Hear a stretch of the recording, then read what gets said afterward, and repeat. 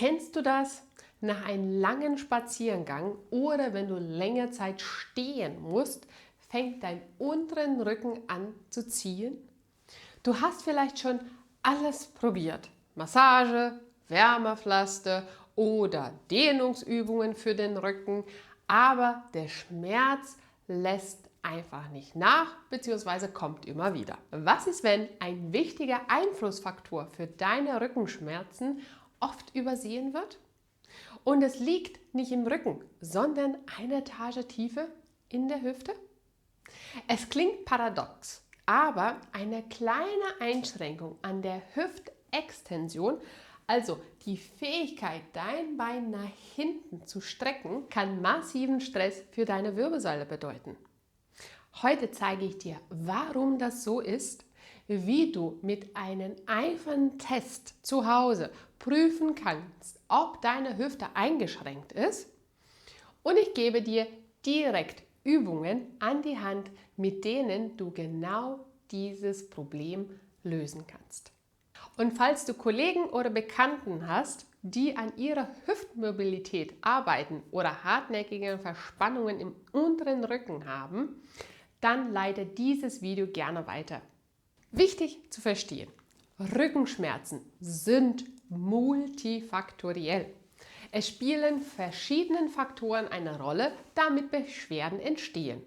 Es gibt nicht die eine Ursache. Dennoch zeigen Studien eine klare Korrelation. Patienten mit chronischen Rückenschmerzen haben sehr häufig eine Einschränkung an der Beweglichkeit der Hüftgelenke. Die Hüfte und die Lendenwirbelsäule arbeiten wie ein Team. Wenn deine Hüfte sich beim Gehen, Laufen oder Aufrichten nicht ausreichend nach hinten strecken lässt, wird das Becken nach vorne gezogen. Die Folge: Die Wirbelsäule muss sich stärker strecken, also in Hohlkreuz gehen. Der Druck auf die hinteren Facettengelenk, der steigt. Und gleichzeitig gilt: Bewegt sich die Hüfte nicht genug, werden Gesäß- und Hüftmuskulatur schwächer und der Rücken übernimmt noch mehr Arbeit. Diese dauerhafte Überbelastung kann Schmerzen auslösen oder bestehende Beschwerden aufrechterhalten und verstärken. Die logische Konsequenz: Wenn wir das System Wirbelsäule entlasten wollen, müssen wir der Hüfte ihre Beweglichkeit zurückgeben. Und genau hier stellt sie jetzt eine entscheidende Frage. Trifft das überhaupt auf mich zu? Hat deine Hüfte wirklich eine Einschränkung oder ist sie beweglich genug? Um das herauszufinden, nutzen wir einen einfachen Test, den du direkt zu Hause durchführen kannst. Den Thomas-Test. Und wie das geht, zeige ich dir jetzt. Um den Test durchzuführen, brauchst du einen stabilen Tisch oder dein Bett, je nachdem wie hoch das ist. Ja? Wichtig ist, du setzt dich ganz an der Kante, einen Tisch oder ein hohes Bett gestellt. Und dann geht es darum, dass du ein Bein zu dir ranziehst. In dem Fall, wir werden jetzt halt das rechte Bein untersuchen bzw. beurteilen. Das heißt, das linke Bein versuchst du dann, das Knie zu dir ranzuziehen, so weit wie es geht. Hüfte ist wirklich an der Bettkante und dann legst du dich hin. Und der Test ist jetzt, wenn dieses Bein zu dir rangezogen ist, wirklich hoch nach oben, bleibt deine Hüfte unten. Genau das ist der Thomas-Test. Wenn das Bein zu dir rangezogen wird, dann ist das Ziel, dass deine Hüfte nach unten fällt. Und deswegen ist es auch so wichtig, dass deine Po-Kante an der Bettkante, Liegekante ist. Und dann kommt der Fuß, der bleibt nach unten. Du kannst das Knie ranbringen, ohne dass deine Hüfte nach oben kommt. In dem Fall jetzt hier bei mir ist denn der Test negativ, weil meine Oberschenkel nicht nach oben kommt.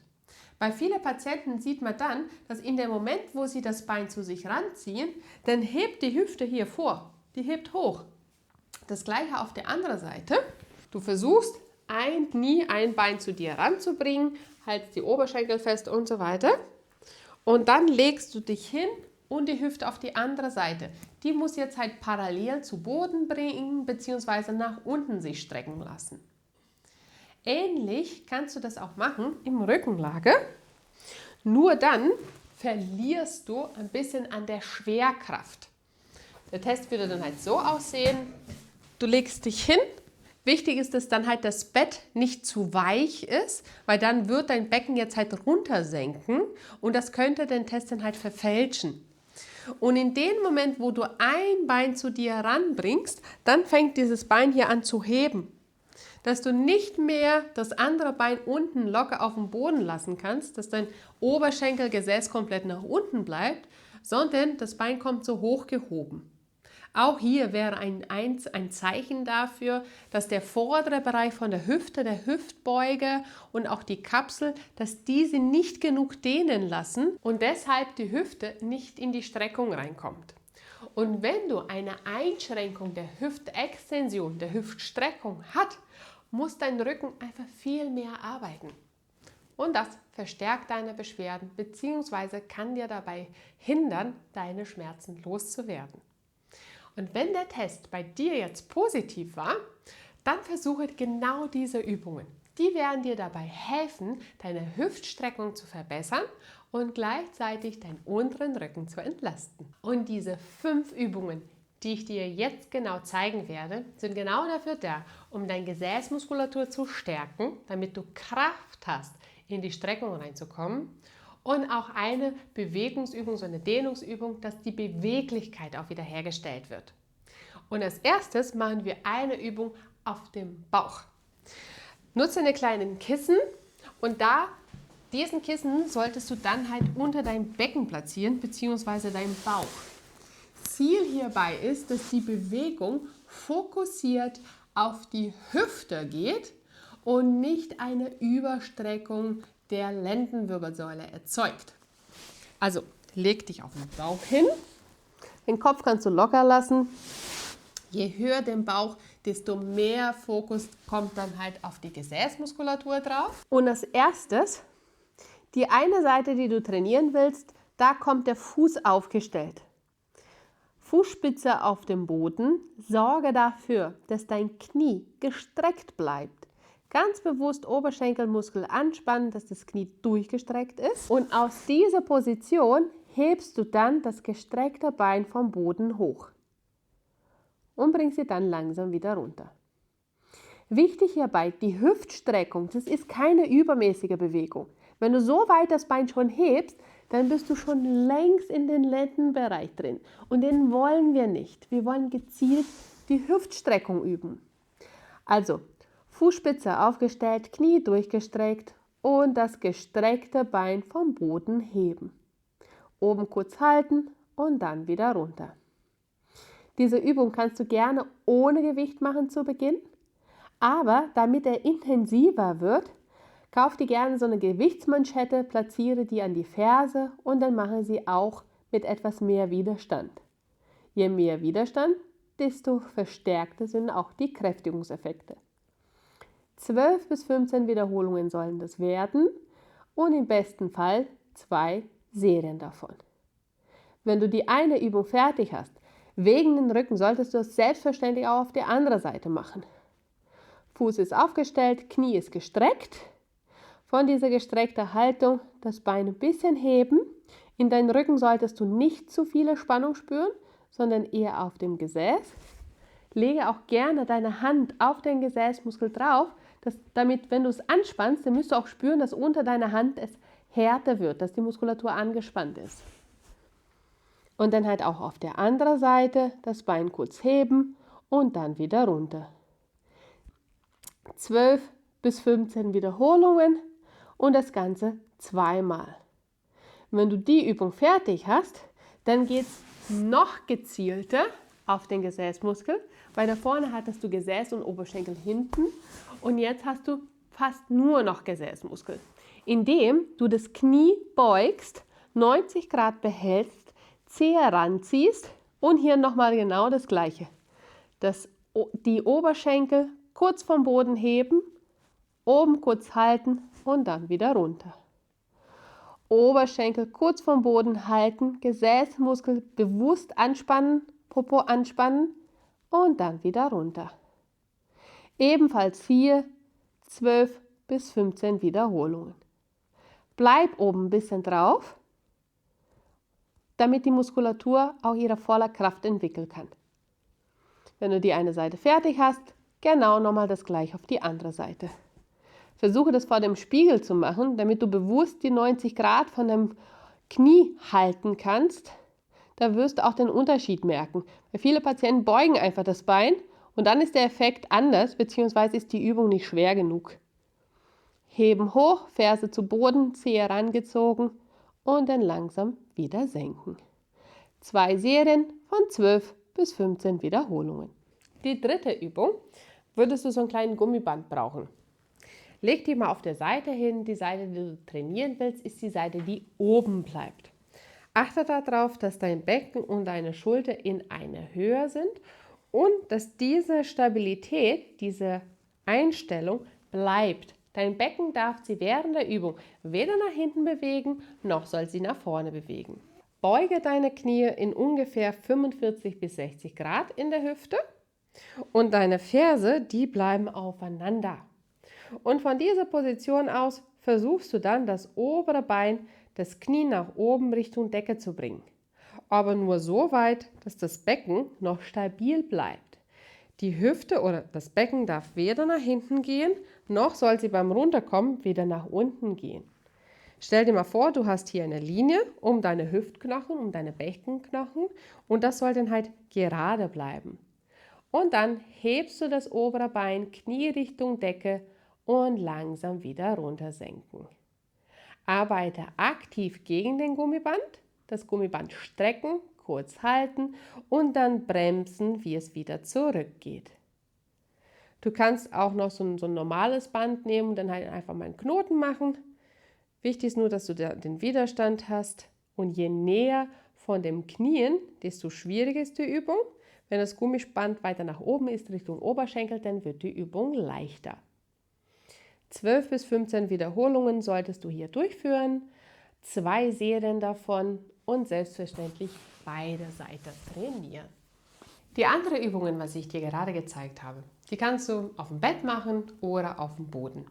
In dem Fall, dass du es auf dem Boden gemacht hast, wäre das jetzt halt perfekt, weil dann kannst du jetzt halt direkt in eine halbe kniende Position reingehen und angenommen, du hast jetzt halt ein Möbelstück hier neben dir, wie zum Beispiel dein Bett, das ist noch besser für deine Stabilität. Also vom Boden gehst du dann in eine halbkniende Position. Das heißt halbkniend, weil ein Bein bleibt jetzt gebeugt auf dem Boden, kniend auf dem Boden und das andere Bein, das wirst du jetzt so halb aufstellen. Das zu dehnende Bein ist das Bein, was hinten ist. Okay? Platziere mal ein Kissen auf dem Boden, damit du dich gut darauf knien kannst. Das vordere Bein ist wie gesagt jetzt halt gebeugt. Du kannst dich hier noch an dem Bett festhalten. Wichtig ist, dass dein Becken, da gehört die Bewegung hin. Du wirst dein Becken nach vorne schieben und gleichzeitig den Rumpf weg von dem, in dem Fall hier ist das rechte Bein nach hinten und ich schiebe meinen Rumpf nach links hin. Also, so soll das jetzt aussehen. Halben kniend, das hintere Bein, da wollen wir die Dehnung haben. Wir schieben das Becken nach vorne, nicht den Hohlkreis, sondern wirklich das Gesäß, das Becken nach vorne und drehen dann den Rumpf nach links weg. Hier vorne an der Hüfte, da solltest du die Dehnung spüren.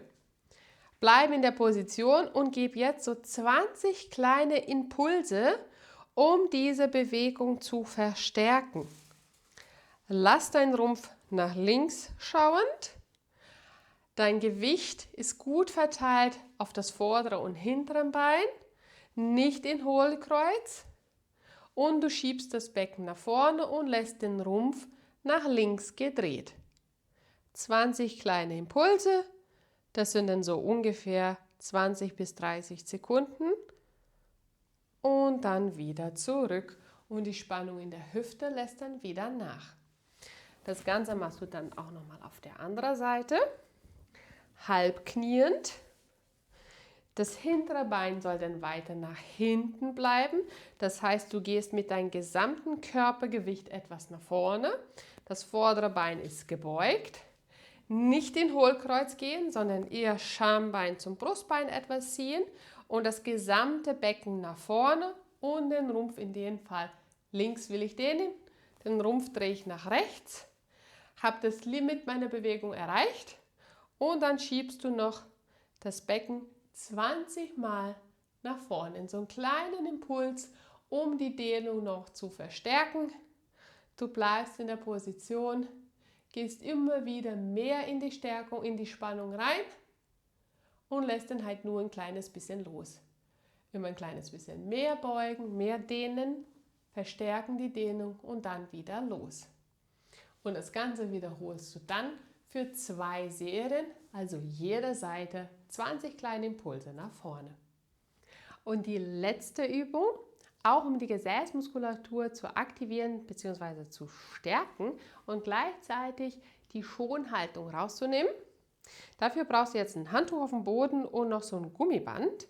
Und den solltest du zu Beginn auf Kniehöhe platzieren. Bei dieser Übung geht es um die Hüfte, nicht um das Gleichgewicht. Deshalb kannst du die Übung auch sehr gerne durchführen, indem du dich an ein Möbelstück, wie zum Beispiel ein Stuhl oder ein Tisch, festhältst. Und das soll dann halt so aussehen. Du stellst dich vor ein Möbelstück, so dass du dann da dich gut festhalten kannst oder an der Wand. Wichtig ist, dass die obere Partie stabil bleibt. Die Seite, die du trainieren willst, da platzierst du deinen Fuß auf ein Handtuch drauf. Den Gummizug ist direkt oberhalb von deinen Knie und als erstes leicht in die Knie gehen, nur dass die Knie nicht durchgestreckt bleiben. Und von dieser Position rutschst du jetzt das Bein nach außen.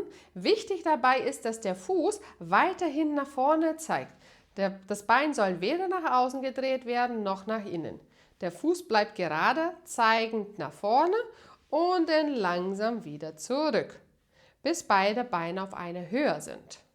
Knie leicht in die Beugung, seitlich wegstrecken gegen den Gummizug und dann langsam wieder zurück.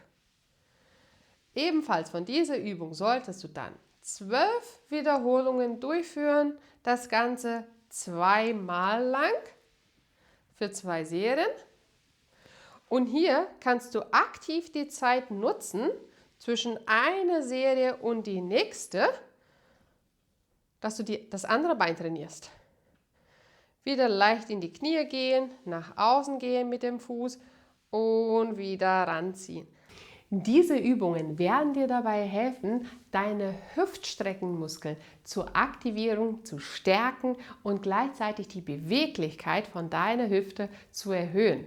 Dadurch können Rückenschmerzen positiv beeinflusst werden und du kannst deinen Alltag mit weniger Schmerzen bestreiten. Ich danke dir fürs Zuschauen und wir sehen uns wieder beim nächsten Video. Ciao! Was ist